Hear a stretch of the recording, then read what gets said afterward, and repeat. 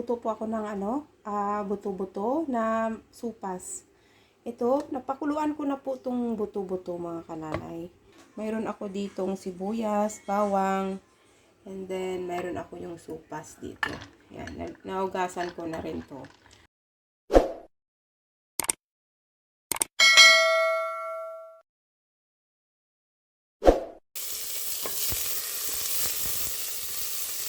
Susunod ko yung sibuyas.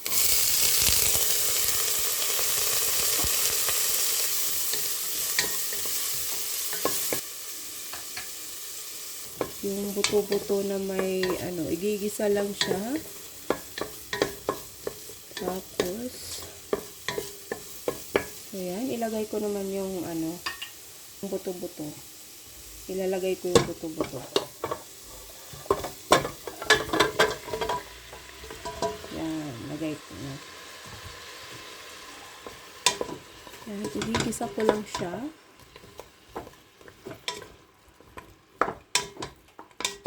Kanina, pinakuluan ko muna itong buto-buto kasi pag hindi mo siya pakuluan, yung kulay itim niya, yan yung hindi maganda sa ating katawan, yung mga kulay itim-itim. Pag pinakuluan mo siya, ang daming lumalabas na gano'ng kulay itim-itim. Kaya kailangan talaga pakukuluan muna bago lulutuin. Tatakpan ko lang. Ayan. Meron ako ditong tuyo, 3 tablespoon. Tapos ito yung tubig na ilalagay ko. So, titingnan ko naman dito.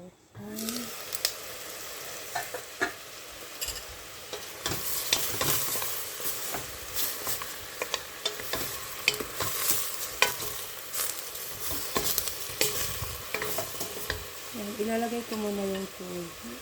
Ilalagay ko muna itong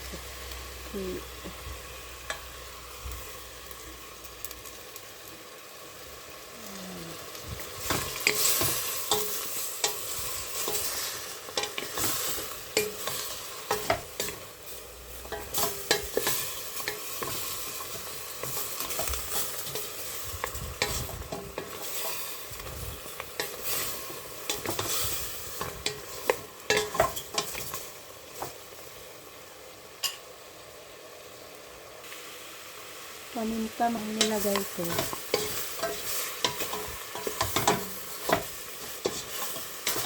Ito na dito yung yung elbow, macaroni elbow. Ilalagay ko na yung pork nor cubes. Isa lang munang ilalagay ko. Tapos lalagyan ko ng tubig.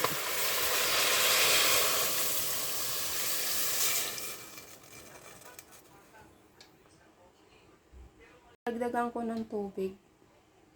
Parang kulang. Yan. Pag kulang, dadagdagan ko na lang mamaya. Yan. Then, pakukuluan ko lang po yan. Tatakpan ko muna.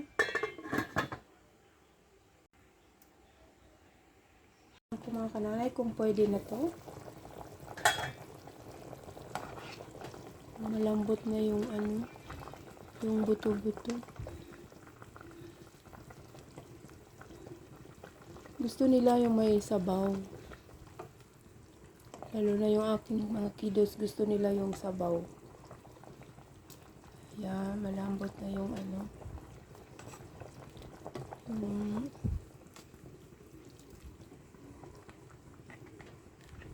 buto-buto. Titikman ko kung tama lang.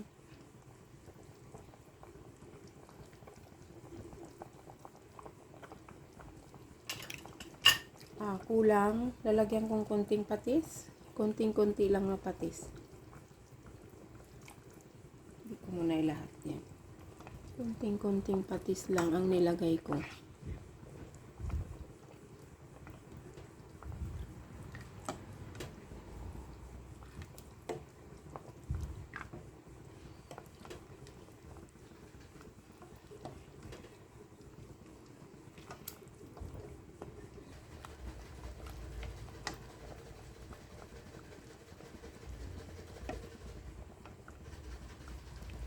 So, yan. Ayun mga kananay, luto na po yung supas. Tapos, nagprito din po pala ako ng tupo.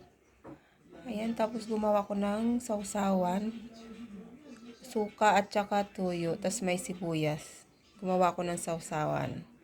So, yan. Kain po tayo mga kananay. Yan yung kanin. Oh. Hanggang dito na lang yung aking vlog. Kain muna kami. Salamat po sa inyong panonood.